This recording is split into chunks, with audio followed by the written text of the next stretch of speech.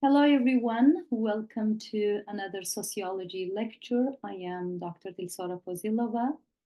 In today's lecture, we will continue talking about sociological theories.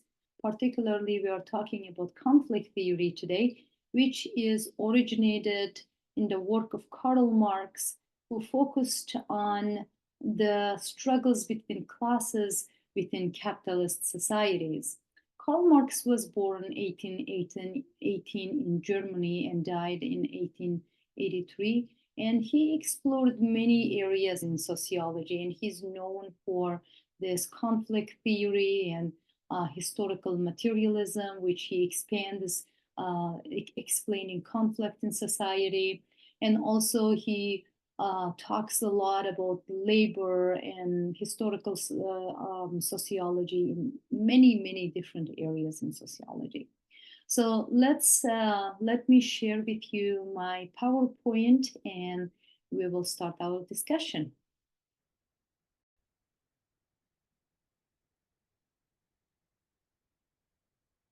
So as you see in this screen, I found this picture, this art on internet, which is called conflict.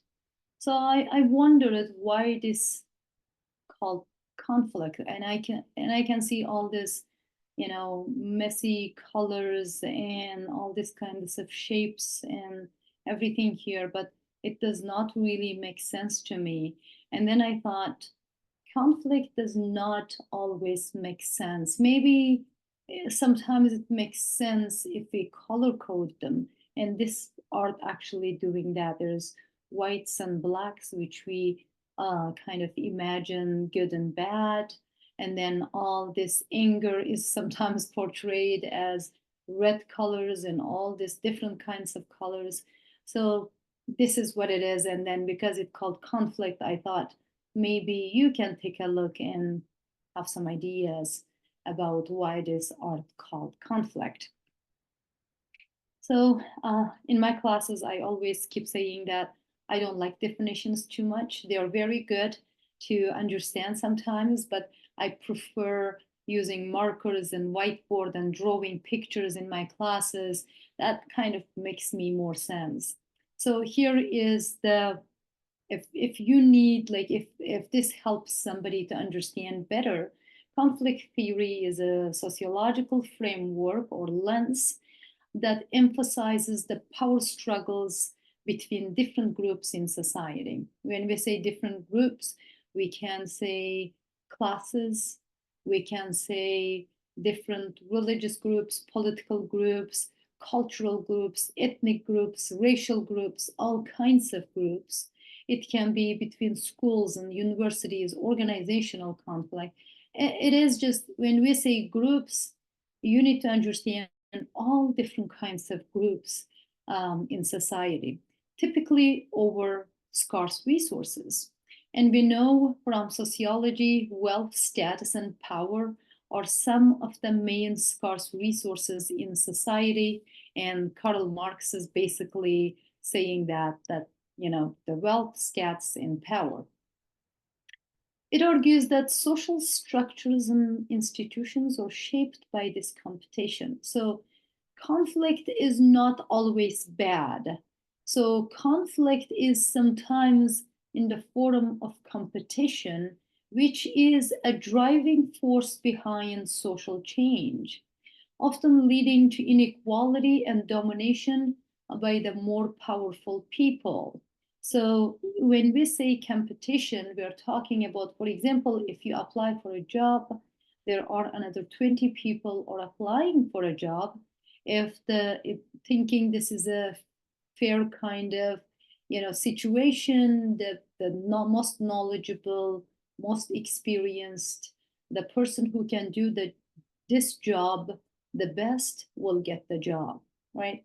That person will win in the competition. So this is not the conflict we are talking about. It is not the conflict between two countries. And that is also part of, or also can be explained by conflict theory.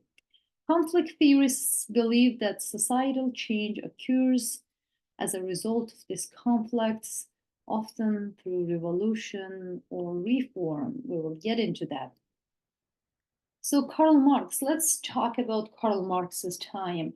And when we talk about the fathers of sociology, um, I believe you should think about what was happening in society, why the ideas they have or this powerful stuff they have done at that time is done similar in a similar fashion. What I mean by that is Durkheim, Weber, Karl Marx were all of them in Europe, and then they kind of lived in a similar time. The after the industrial revolution, there was like immense changes in society. They were seeing what was happening in society, and because of that, they were trying to understand what is going on. And Marx is writing this in 18, let's say if he started in his 30s, maybe the 1840s, 1850, 60, 60, 70s, right? That's the time he is writing that. At that time, turbulent stuff happening in society. So why he's focusing on class conflict? After the Industrial Revolution, as you know, the means of production was owned by a bourgeois, and all of them were wealthy people, wealthy capitalist people who owned the means of production, and they hired other people who did not own any wealth to do the job, and then they're working very hard selling their labor, and then they're working, for example, 10 hours, 14 hours at a time. And then what Karl Marx is seeing is because of this people's job, the bourgeois is making a lot of money. For example, if they're spending $10 over for the manufacturers and the machines, and maybe paying a little bit for these workers, and they're spending $10, and they are getting 20 for that, and only the bourgeois himself or herself just getting this $10 extra for everything they spend for the means of production and raw materials and labor, and getting the $10 extra surplus value to themselves and becoming richer and richer again. And Marx sees a problem in there. He says, why people who does not have the means of production, who does not have nothing else, selling their labor, and he pays a lot of attention to the process of selling their labor as well. So he says they're selling their labor from 8 o'clock in the morning until 8 o'clock at night, which is 12 hours. There were sometimes people working 14 hours. They are not free. They are selling their labor. When they are at work, they are serving that bourgeois. So they are not free. They will do whatever the bourgeois tells them to do. So therefore, they are like slaves, although they're not slaves, because they have to work that much and make very little money to just support themselves, and their families barely support them. So they are like slaves. So he sees this, the relationship between bourgeois and proletariat being unfair. And he expands on that, and he talks about this conflict. And his main idea is that the proletariat has to become together, get together to fight this. They have to, the people have to own the means of production and the labor, the fruits of their labor. So he wants some sort of equality in society. So he argues that economic structures, capitalism, inherently creates inequality and oppression, leading to the class struggle. When he talks about inequality, he's talking about people selling their labor and making very small amount of money. When he talks about oppression, and he sees these people being working like slaves and being also lied to them. Like, for example, he uses the idea of religion, how religion is used to numb these people, saying like, you have the destiny, you created this way, and you need to keep doing what you're doing. You need to work hard. You need to serve your, the boss or employer, and that's what is the best thing. This thing is to do. God wants you to work hard. Don't fight back, right? So he sees all these elements to, elements that are oppressing the working class in society. He emphasized that social change happens through revolution or conflict over control of resources. So, although that big boom did not happen, that big revolution did not happen, we can see that capitalism changed over time. But Karl Marx's many arguments are still applicable to our capitalist societies.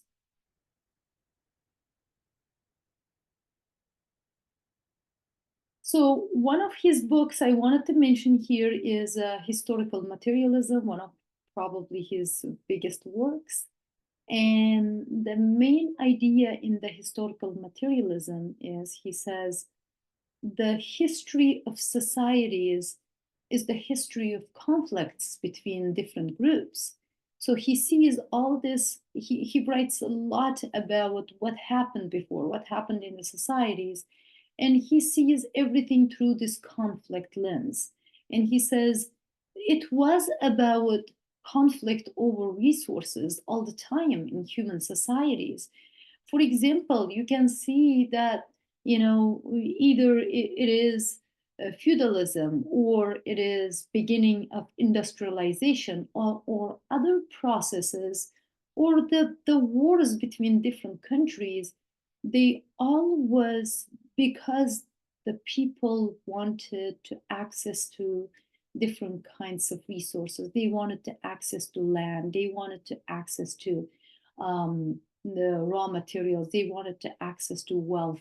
And especially they wanted to access to power, which is being able to influence people, that controlling people, right? And I brought Frederick Inglis here, and who worked with Karl Marx, developing Marxist theory, which emphasizes on class relations. And this theory wasn't popular when they lived, and then after became quite popular with the rise of the Soviet Union, because the Leninism, Marxism was one of the bases of the Soviet Union, the communist ideology. So they became popular at that time, and with the fall of Soviet Union, it kind of like there was the moment of feeling that the Marx was wrong in 1980s, 1970s, 1980s, with the just how Soviet Union was collapsing.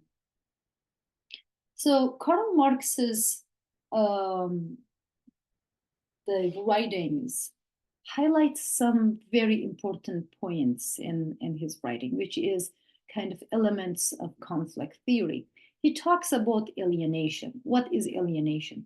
So the concept of alienation highlights the differences between traditional way of working and then the industrial revolution, and then post-industrial kind of work. What changed? So for him, in the traditional societies, people owned the means of production themselves. Like, for example, there was a shoemaker's family, and they worked from their home. They owned the results, outcome of their production. Or this farmer, their farm was beside their house. All the family members together worked in that farm. They raised certain vegetables or fruits or animals or whatever was in the farm. And at the end, whatever the produce was, or what they were producing was their work. They could sign their signature to the shoe they make, for example, or the tools they make, right? So that was their work and outcome of their work, and that made them proud. They were attached to the outcomes of their production. Also, they were working together with family. So alienation means when after the Industrial Revolution, people now had to go to work in the manufacturing company. They were separated from their families. In the traditional times, maybe they could just stop their work, go and have lunch with the family, have a little bit time when their family members arrive or friends arrive or something important comes up. But now they can't do that. They were separated from their home. They were working in the manufacturing company, maybe 8 to 8, 12 hours, or 8 to 10 or 14 hours. They were separated from their family.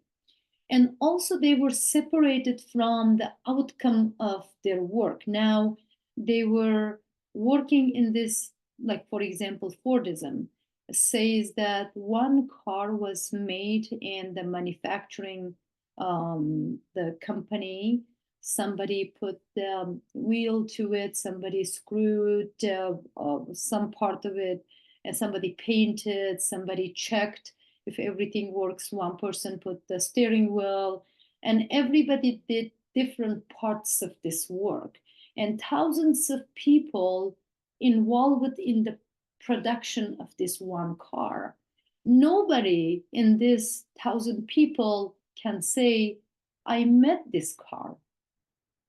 So although efficiency of making stuff, now we can make stuff faster, and we are more efficient with our time, and the produced material can, people can have more cars or more shoe or more whatever it is. But the main point Marx is making here is nobody can say this is my work.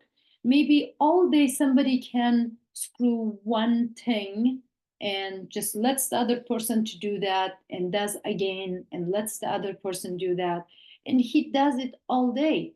And what's missing in this picture is that person is tired, bored at work, they are separated from their family, they're basically slave works like 10 hours, 14 hours in that manufacturing company. And all the breaks or lunch breaks or dinner breaks they have is calculated based on when their organism gets tired. So that is also part of this scientific understanding of when we get tired, how much break we need, right? So basically, we are becoming a machine. So alienation is a concept that shows that people are alienated from the products they create, the labor process, their fellow workers. Nobody can, have good relationship with other people because they're so busy, and their human potential due to the capital system. So their creativity also lost in this process. And the second concept Marx is talking about is surplus value. The bourgeoisie exploits the proletariat by extracting surplus value from their labor, leading to inequality and conflict. We already talked about this. So if the bourgeois spends $10 for everything they use for the production of one cup, let's say now they are selling this cup for $20, and then they are making $10. Maybe in this process, the person who's working very hard on it getting maybe $1 share in this production, right? So there is this surplus value, $10 is a bourgeois thing, their wealth, and then who's selling the labor is getting very, very small amount of money, basically robbed by bourgeois. That's the main idea behind this concept. And Marx predicted that this class conflict would ultimately lead to a proletariat becoming together and making revolution, where the working class would overthrow the capitalist system and they would make this the other system, which united the Soviet Union kind of explain it in the way of like socialism, and then after socialism, communism being the political system, which would be more equality in the system. People would work as much as they can, and there is some sort of equality because the government owns means of production, not the bourgeois or bourgeois class. So because of this centralized government, people can work and get what they deserve, and which is better than what the proletariat was getting from bourgeois. So government can make sure that people are getting a little bit more from the surplus value, and then they are kind of equal in society. So deviance is also part of understanding this conflict. If you are not disagree with the government, and if you are following the status quo, basically you are within the norms of your society, right? As soon as people are deviating from that norms or fighting against the norm, that they are called deviants, right? Deviant subcultures may emerge in a resistance to capitalist oppression. Criminal groups, for example, challenging the economic structure. But for Marx, that the change has to happen in the large scale, like a revolution. Marx does not necessarily believe that subcultures can change the structure. Marx believes that in a large scale society, changes should happen. And that is the main point he makes when he talks about this proletariat and bourgeois and class, the class struggle between them. So the question will be how economic inequality leads to deviant behavior. So when you think about Marx, you can think that if you are in the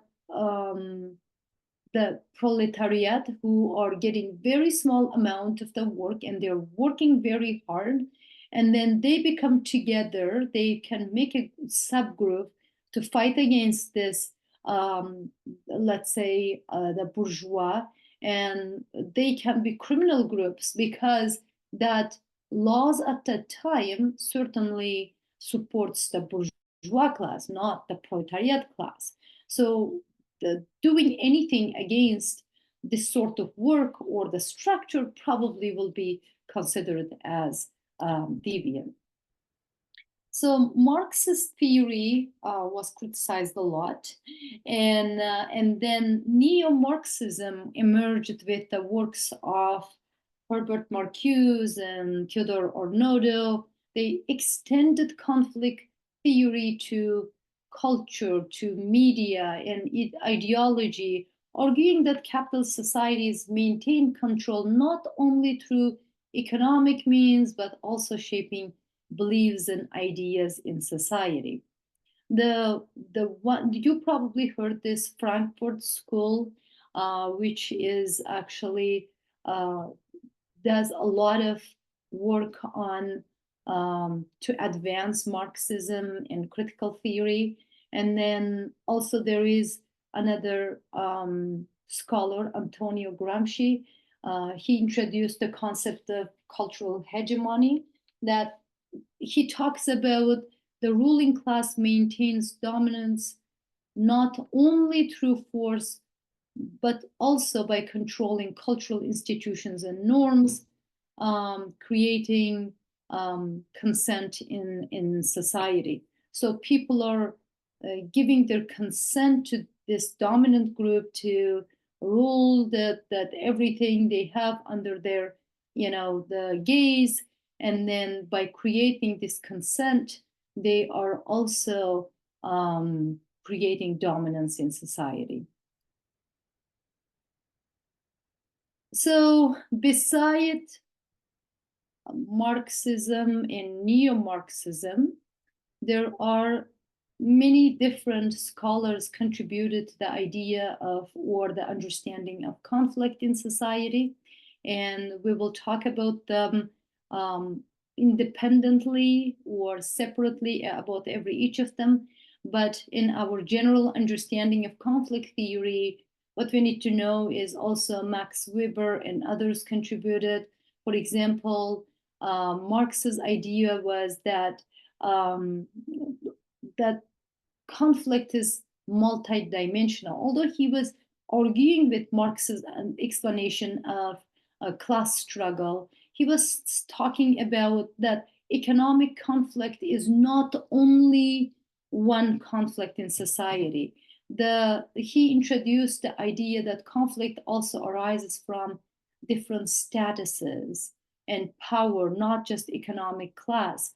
He talks about power and authority. Conflict exists between different social groups based on their control over authority and prestige, not just economic resources.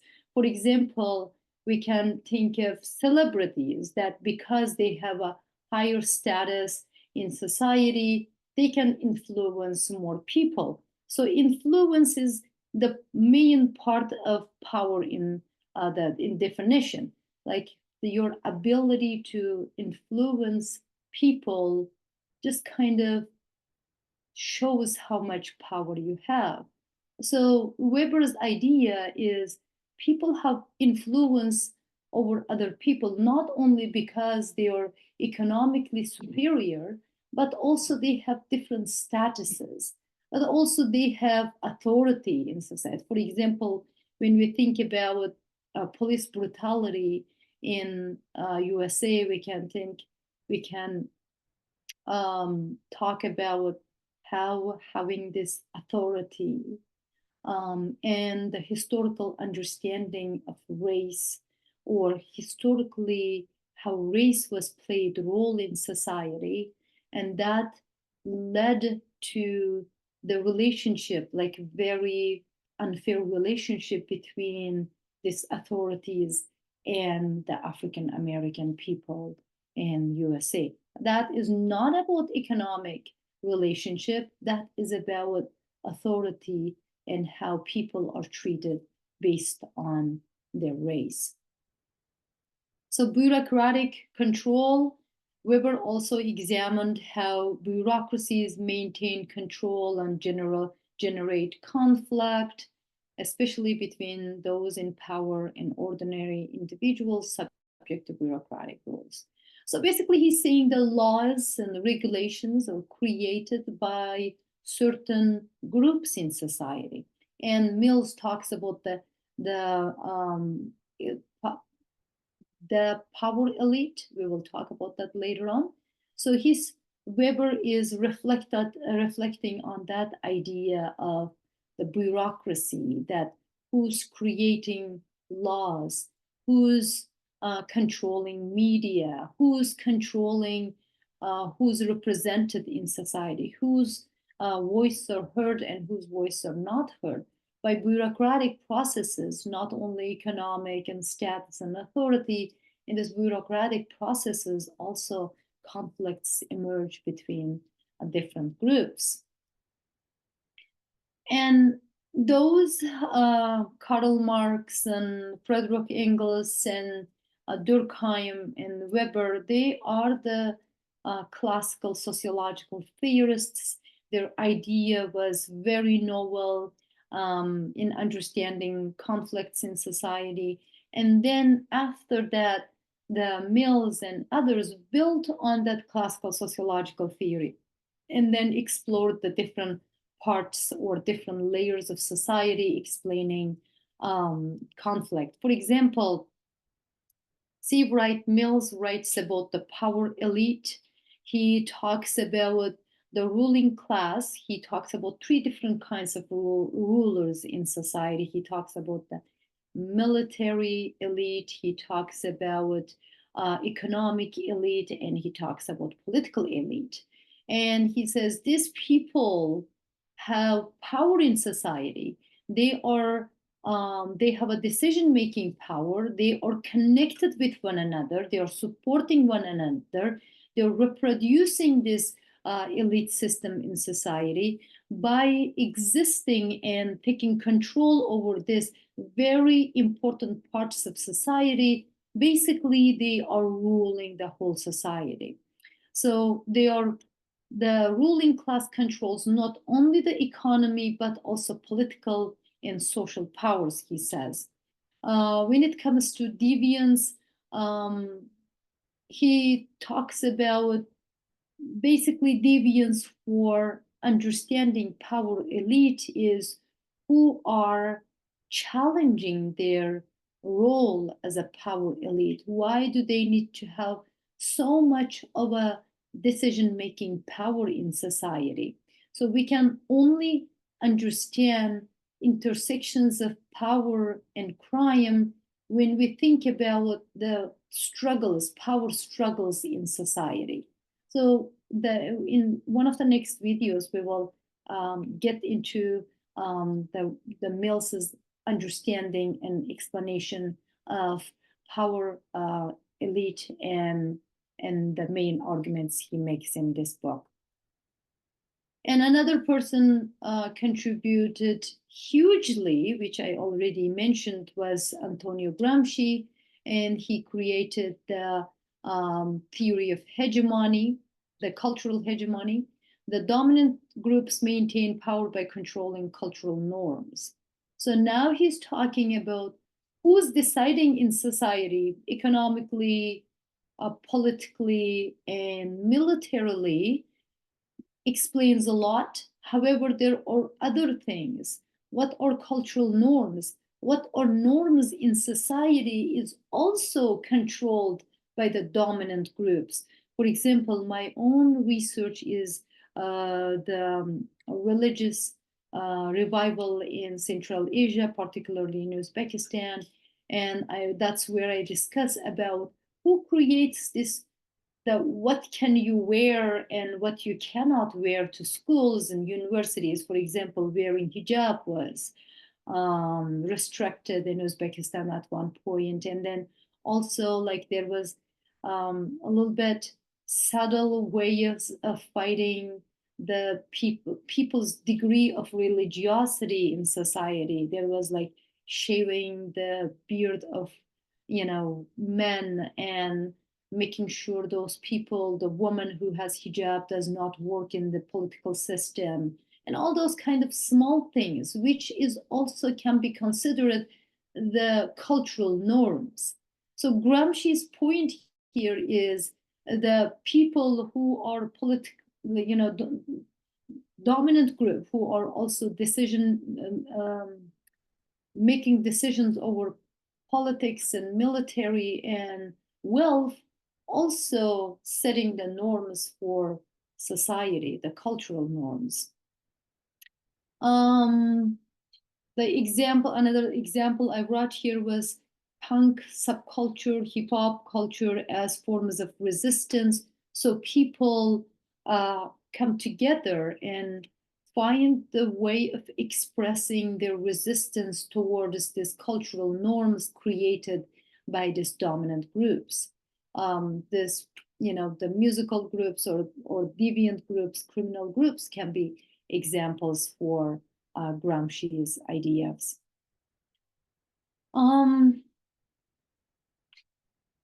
Another contemporary conflict theorists, we can talk about Richard Quinney.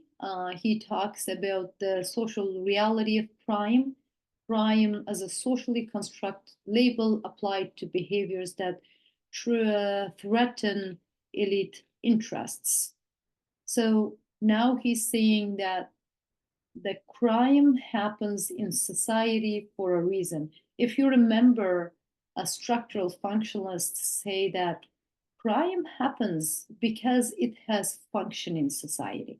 It makes what is right and what's wrong very clear, and people can understand what happens when people do wrong things. It just clears the understanding of what is norm and what's deviance or crime in society. Now, conflict theory is saying that crime emerges, or criminals emerge and crimes happen because of people's resistance towards that laws made by these dominant groups, that other people are, just getting the side of the handle, and they cannot afford their food, maybe they cannot afford their lives, therefore they're going and doing crime or committing crime. So that is kind of form of resistance for Richard Quinney's understanding of conflict. And there are so many contemporary scholars, contemporary theorists who explain conflict theory, and some of them we can mention to this lecture. That Dahrendorf is another scholar who challenges Marx's understanding of class struggle, suggesting that conflict arises from authority and position people have in society in various organizations, not just economic class. And now he's talking about conflicts people have within organizations. For example, if we talk about universities, what kind of conflicts we have within the university in the hiring processes, and getting international students, or even ordering books. The institutional conflicts are not because of class conflicts or economic conflicts. They are just existing because of there is authority and position, and because some people have authority over other people and they have a decision-making power, then there are different conflicts emerge within organizations. Also, to briefly mention about the critical race theory, Dr. Dubois, that Professor Dubois and other scholars argued that conflict also stems from race and ethnicity, highlighting how racial hierarchies and discrimination contribute to social conflicts. Actually, Dr. Dubois conducted one of the first qualitative researches in Philadelphia. He wrote a book called Philadelphia Negroes, and I use that word because that's the title of the book. It's not my word. And he writes about the lives of African Americans living in Philadelphia. He goes house by house and conducts research and asks questions about how people feel when they go out, what kind of challenges they face, and then all this other kind of stuff. It's kind of like a ghetto areas, and the social and economic standards of that areas are very low, and that's where the more concentration of ethically disadvantaged groups or racially disadvantaged groups. And he's the first scholar to go and conduct research and come up with the conflicts exist in that areas, which is, I believe, which is very, very powerful.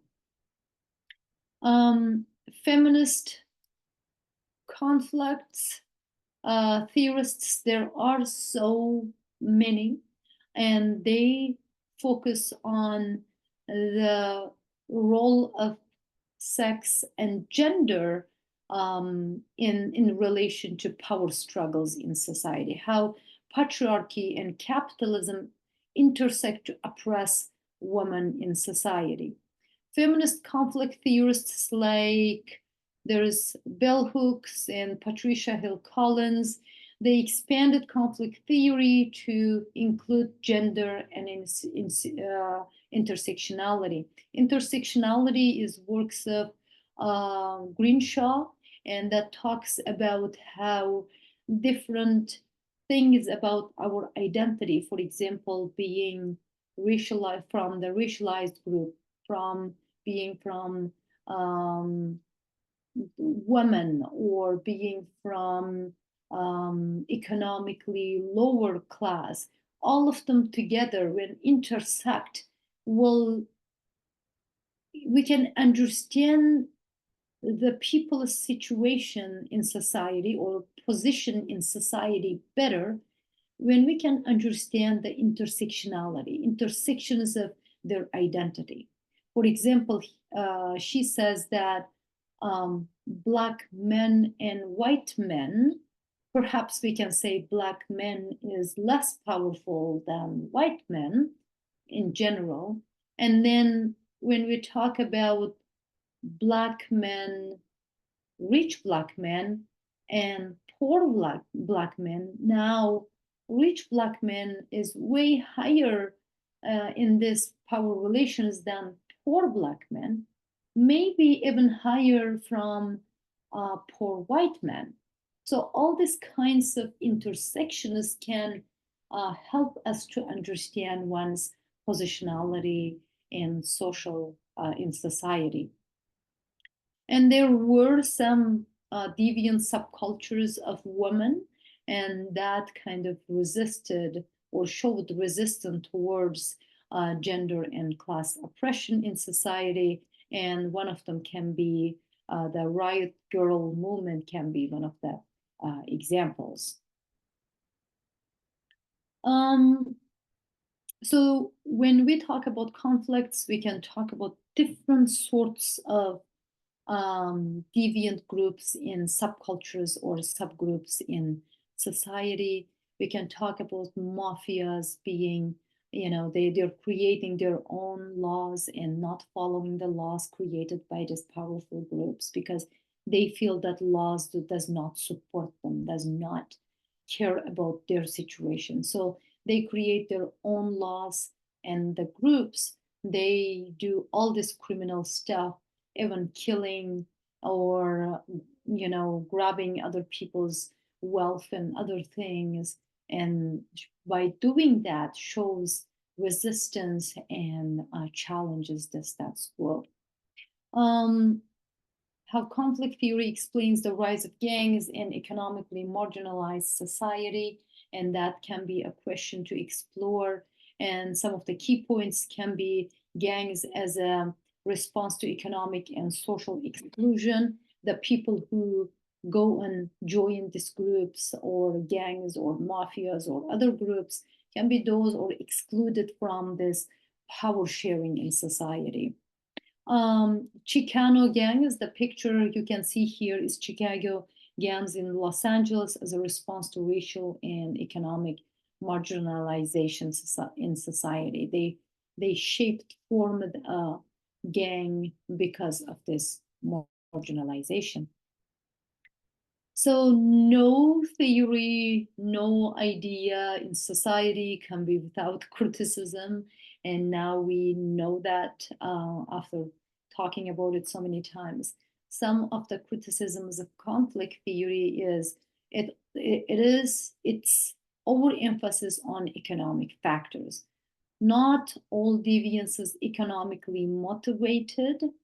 Also, the conflict is not always based on economy. And we talked about Gramsci's work, and we talked about Weber's work. We talked about other people's, Dorendorf and others, that arguing that conflict is not only economically. Conflict is like a fabric of society, exists everywhere. You can see that in your family, between you and your mother or father, between your brother and sister. As soon as you leave your home, the conflict can become a thing on the bus, on the street. When you get to work, you can have conflicts or competitions in your organization you're working for. It can be between your coworkers or between you and your employer, and it does not have to be economic conflict. There can be ideological conflicts between, let's say, political ideologies. like capitalism and socialism. It can be ideological in a sense that, represents different religions. There is a conflict between different religions. It can be between ideas. It can be my understanding of certain situation and conflicts with somebody else's perspective on the same thing. And it can be all different things. Also, another criticism of conflict theory is it neglects agency. Conflict theory sometimes overlooks the individual agency of those in a deviant subcultures that says that deviances because of the norms or power relations and all other things. But the criticism is, how about people's agency? We are not taking into consideration that people have agency. They can be who they want to be. They can do whatever they want to do. And the conflict theory overlooks that side of the society. In conclusion, classical and contemporary contribution to conflict theory, we just talked about them. The conflict theory started with Karl Marx and Frederick Engels and others, and then continued advancing by other scholars like Gramsci and Dorendorf or other ones. So the conflict theory in today's society more concerned with the relations between, for example, different groups like racial groups, genders and sexes, and organizational conflicts, international conflicts, what's going on in society today. We can talk about Ukraine and Russia. We can talk about Palestine and Israel. Those are the large-scale conflicts, has many, many reasons, and blacks and whites. And that's why I chose the art in the beginning, which shows that, that there are many colors of conflict in society. So the last question would be, how do conflict theorists challenge our understanding of societal deviance and norms? And this is something for you to think about. Thank you for your giving this time to watch this video. I'll see you in the next video.